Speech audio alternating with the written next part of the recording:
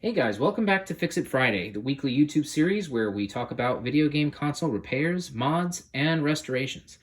So this week I'm going to be revisiting a topic that I talked about at the very start of this channel. And if you guys remember seeing that video, what I ended up doing was taking a Virtual Boy and adding this mod chip called the Virtual Tap, which allows you to output either RGB or VGA, and basically it consolizes the Virtual Boy so that you can use it on a modern television.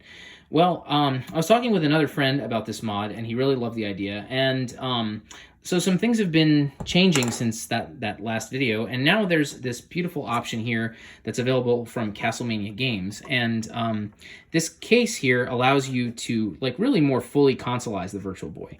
So you can see here's the VGA out port. There's an audio jack back here.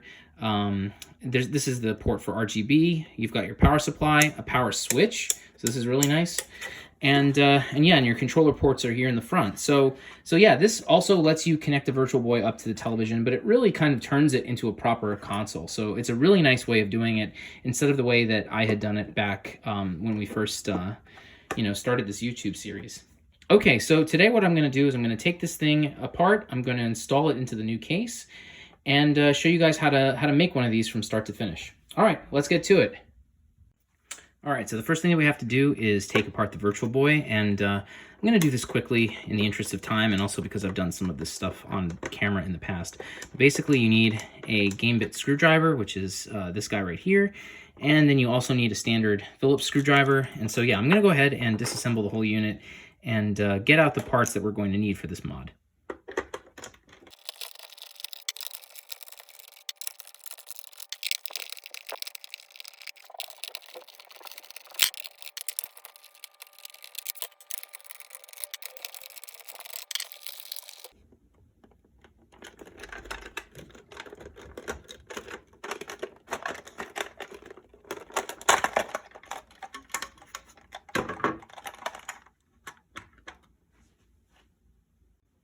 All right, so now that this guy is out, what we're going to do is we're going to start taking out the parts that we need. So we're going to just remove the lenses.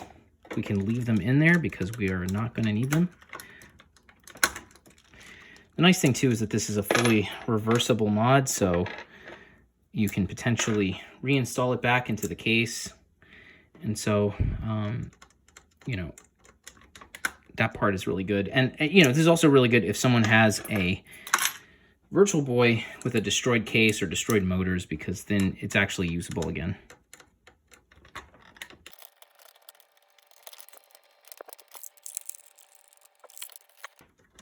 So now we're going to remove this jack over here. Just kind of pull at the sides, and then now the audio is separated out. And we're also going to remove this guy here. It's the same thing. You just kind of pull on both sides.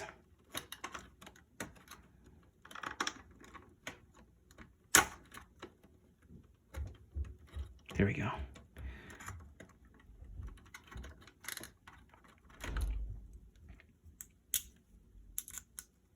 I'm going to use the flathead part of the screwdriver and just kind of twist. This one's really stuck in there.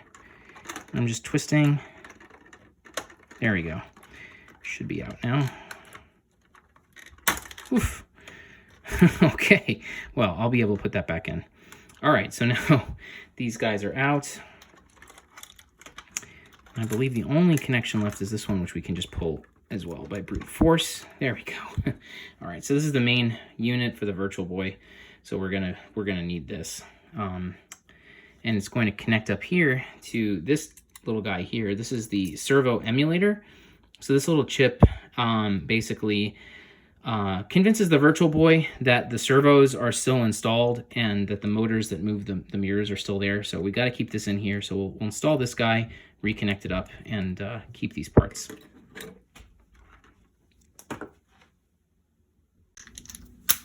Okay, so we also have to remove the audio daughter board.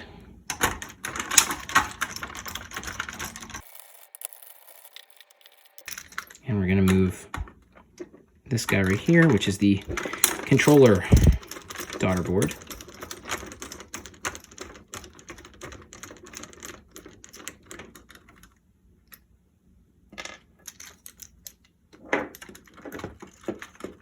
that. And I'm just going to lift this up for a second just to take the cabling out.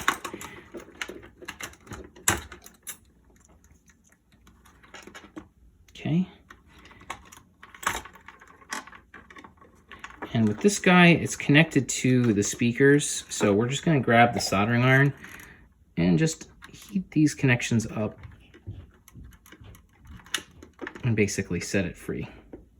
We don't need these parts anymore, so they're going to stay behind.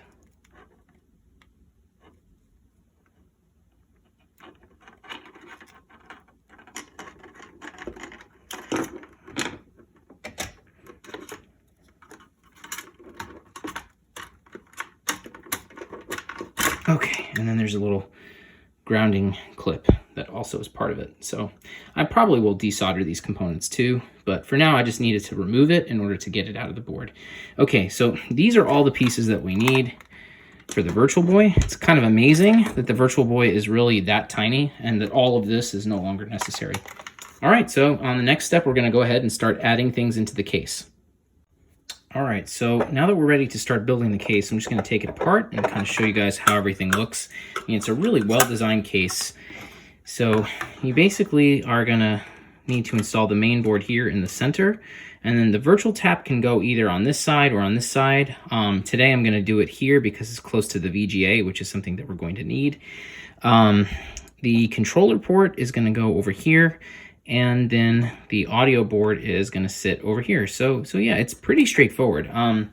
What I have noticed though, that's maybe a minor hiccup, is that the servo emulator here doesn't quite fit perfectly. So it needs to be mounted like this, but there's not enough clearance down here for that. So I think what I'm actually going to do, because this is going to be the new home for this system, is I'm going to remove this connector and I'm going to install this, like this, so it's upward like this, and that should give me the height that I need, and it shouldn't get in the way of anything. And yeah, I believe that should solve my problem. So yeah, I'm going to go ahead and do that really quick, and then come back and start reassembling the case.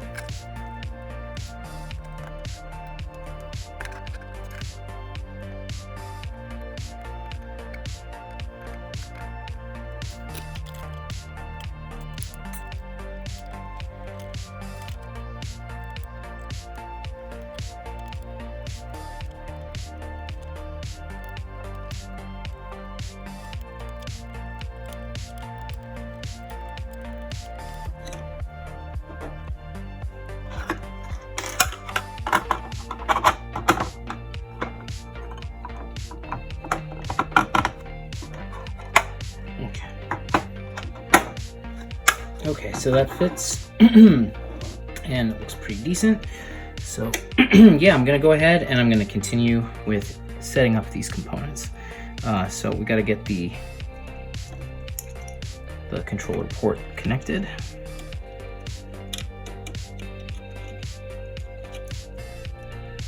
Oops, it's like this.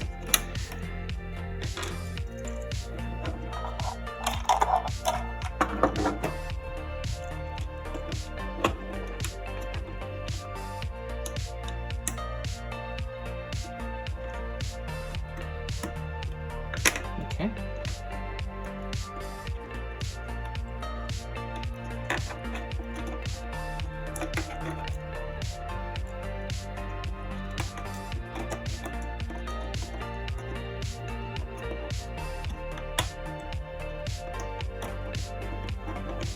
All right.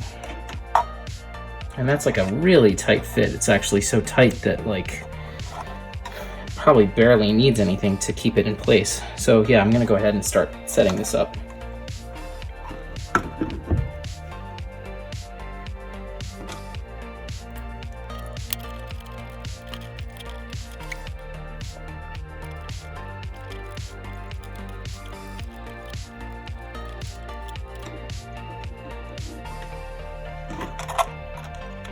All right, so there we go. There's our ports.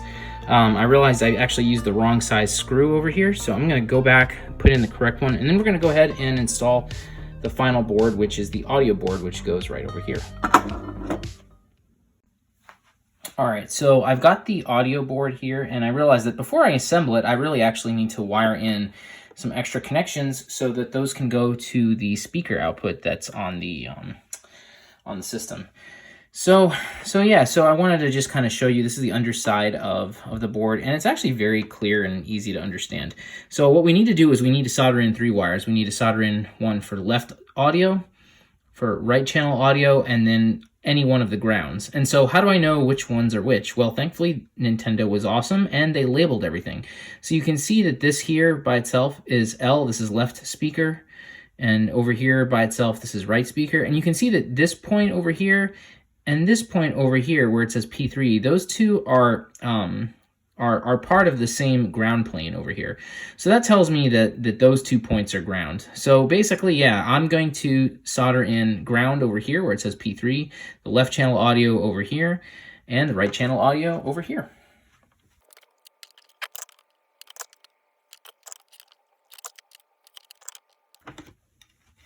Okay, so I'm just gonna go ahead and clip off the excess here, which is no big deal.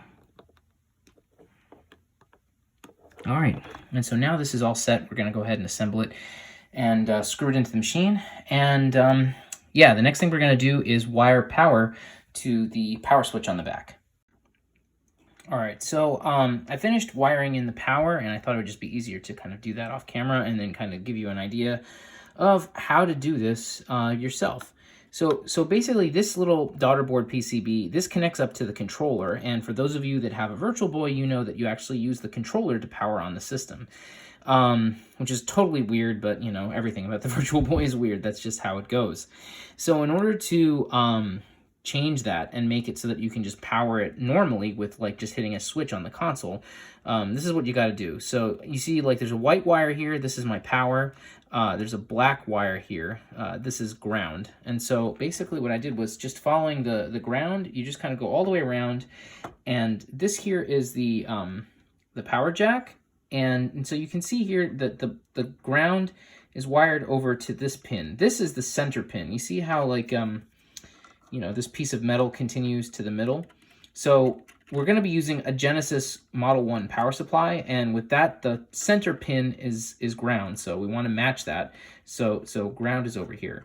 These other 2 connectors here, these are going to be both your plus 9 volts that comes out of a Genesis power supply, which is basically the same thing as what comes out of a Super Nintendo power supply.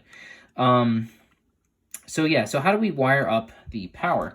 So let me show you how I did that. Going back over here again, you can see this white cable here. This is my my plus 9 volts coming in normally. So it comes in again. Normally it comes in from the controller. So we're reestablishing that connection over here, and you connect it to this first pin over here on the left, and then from there, the white wire goes all the way up to this point on the power switch.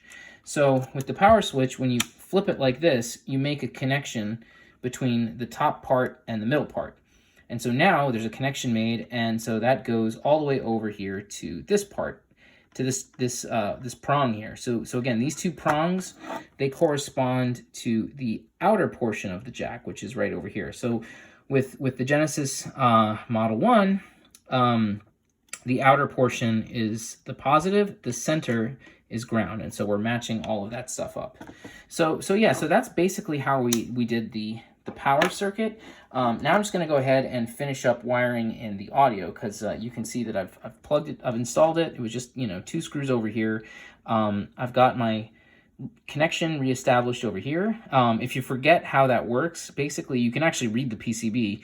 The red wire stands for number 1 on this part, and if you come over here, you can also find, it's hard to see in the camera, but the number 1 is also on the PCB. So you can always use that if you forget how these 2 components connect up to each other. Okay, so I'm going to go ahead and just wire that up real quick, and then we're going to go on to the final parts of the mod. All right, so I'm over here at the audio jack, and I'm just going to kind of walk you through what I did in order to finish the connections for sound. So you can see this little blue wire in the middle here. This was the ground that we had connected on the audio board a little while back. This is, I believe, right channel audio, and I think this guy here is left channel audio. I had to change out one of the wires because it was a little too short. It didn't quite fit. So I made the green wire into a brown one, and it's a little bit longer. So let's just follow those wires over here. They all come back to the same place, which is the audio daughter board. So if you recall, this blue wire here was the ground that we had wired up before. This is our right channel audio, and then over here, this is, oh, sorry, this is our left channel audio, and then over here, this is our right channel audio. So with this jack that's over here, I can't actually tell which side is which. I don't know if this is right and this is left, so I'm kind of going to have to just play this thing once it's finished. And thankfully there's enough slack, so if I switched the channels, then all I got to do is just come back in here and flip them. Everything looks the same on these jacks, so it's really hard to tell which side is left and right. The only thing that you're certain of is that the really long one here is ground. So thankfully you can't mess that up really. All right, so that's all finished. We basically have two more things left to do. We have to install the virtual tap itself, and we have to install the palette switch. So I'm going to do the palette switch first because that's very easy. And then I'm going to go ahead and take care of the VGA connector over here. And then we're basically ready to reassemble this thing, test it out, and see if it's good to go. All right, so I've got everything ready now to do some of the final soldering. And so we've got the virtual tap here, and I removed the VGA connector, and I went ahead and soldered some wires onto it. So I'm going to put a link in the description, but basically there's a standard pinout for the RGB connections on a VGA connector. And so it's basically you have your red, green, and blue on the top row. The whole second row plus one on the top row is going to be ground. And then on the bottom, that's what these purple and white wires are. That's the horizontal and vertical sync. So yeah, at this point, I'm going to go ahead and start soldering all this in. And we're going to go ahead after that and do the final assembly. The only other thing is I have a very long wire here. This is going to be for the palette switch, and that's for changing the colors of the Virtual Boy. And we also need to connect that to the virtual tap. All right, so let's continue soldering.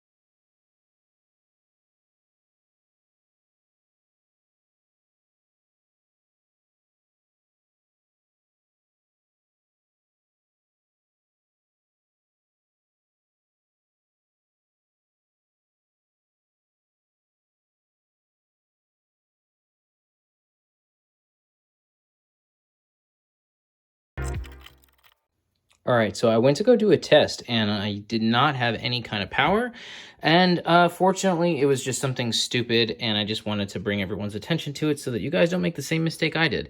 So thankfully, I had my ground connected right, but I actually had the power on the jack incorrect. So for whatever reason, I thought that this pin and this pin were the same, but they're not. So this is correct for the power. This one's correct for the ground. My suggestion is that the easiest way to confirm which one is which is just to plug the jack into a power supply before you've connected anything at all. And then just with a multimeter in DC mode, just measure the different pins and figure out which one is which. So yeah, I mean, I didn't do any harm or do anything, to the console at all. It just wasn't turning on because I didn't have power going to it. So once I connected it up to here, everything else worked just fine. I also wanted to show the ribbon cable because I didn't have that installed the last time I took things apart. And so you can see that the ribbon cable goes in like this with the blue stripe facing you. And then the other one goes here into this middle connector. This back connector here is if you're using it on a real Virtual Boy and you still want to have 3D functionality. All right, so yeah, now everything is done. So I'm going to go ahead and finalize assembly, and then I'm going to show you guys how the system looks. Back in a second. Okay, so I've got everything assembled, and I'm just going to give you guys a quick tour of how it looks. So, so yeah, you basically have your palette switch over here. You've got your volume knob, and you have an audio jack here in the front. This is the extension link cable, which was never used, and so there's just like nice little 3D printed cover for that. It's got little feet as well, and yeah, your controller goes here in the front. And then we've got our power and VGA on the back. And the controller is just plugged in. It doesn't need anything here in the back. I just happen to have the power adapter plugged in, but it's not being used. So I can flip this switch all I want. It's not gonna do anything. So yeah, now if I flip the power, and now you can take a look right here, and yeah, so it's working. Let me go ahead and just start up a game. I have a Panic Bomber. There's no sound because I didn't plug in the audio, but I just want to show you, if I toggle the little palette switch, you can see it changes to a bunch of different color palettes. The black and white looks really nice, actually. I think that's my favorite when I'm using it on a TV. Everything looks really crisp. There's an inverted, which looks really bizarre. But yeah, so this mod is a success, and I think it's a really nice way to enjoy the Virtual Boy. I think the only thing really missing is extension cables for the controllers to like really fully consolize it. But definitely a nice thing to have for the 25th anniversary of the debut of the Virtual Boy.